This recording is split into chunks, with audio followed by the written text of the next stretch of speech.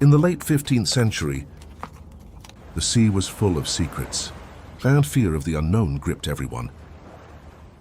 But one man decided to risk his life to search for a new route to the east. He found a continent that no European had ever seen before. It was a journey that changed the world forever. The Voyage of Christopher Columbus. Columbus was born in Genoa, Italy in 1451 and was just son of a simple wool maker. But his heart was set on the sea. And as the years passed, he became a sailor, dreaming of reaching the east, rich in spices and gold. Due to an error in Columbus's old maps, he decided to take another route to the west. Many considered this idea crazy and mocked him, but his ambition did not stop. Columbus approached the kings of Europe for support for his voyage, but at first they all rejected him.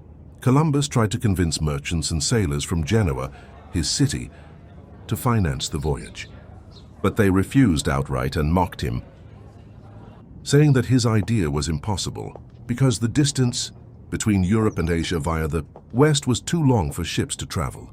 They said that the distance would be too far.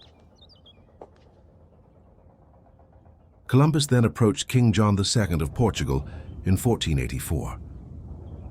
The king presented his idea to navigators, who said that his calculations were very wrong and that the Earth was larger than he imagined. The king officially rejected the idea and accepted the opinion of the navigators. But Columbus did not give up, and after some time, he decided to go to the King of France. Columbus tried to convince the King of France, but he refused. France was busy with internal wars and conflicts at the time. So the response was, "We have neither the time nor the money for your project."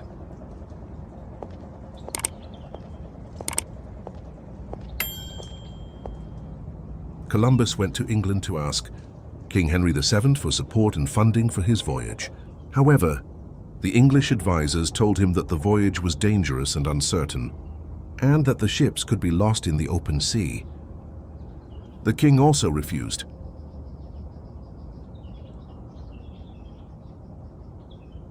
Thus the King of Portugal refused, and the King of France refused, and the merchants and sailors of Genoa refused his city, and the King of England refused. Everyone refused him except for one country, Spain, the country that had refused him several times.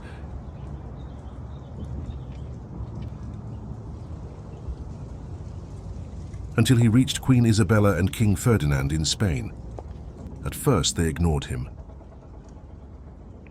But after much insistence, they agreed to finance his voyage with 3 small ships, the Niña, the Pinta, and the Santa María. In August 1492, the ships set sail from Spain. Weeks passed at sea. The sailors began to lose hope, and some even considered mutiny. But Columbus kept shouting at them, telling them that land was near. On the night of October 12th, one of the guards shouted, "Land, land!" It was a moment that would change the course of history. Columbus stood there looking on in amazement and wonder, because he had not reached Asia as he had thought, but a whole new world, a world full of surprises. So what happened when Columbus first met the indigenous people? And how did the discovery turn into the beginning of a bloody conflict that lasted for centuries? Follow us in the second part of the story to learn about the other side of the discovery of the New World.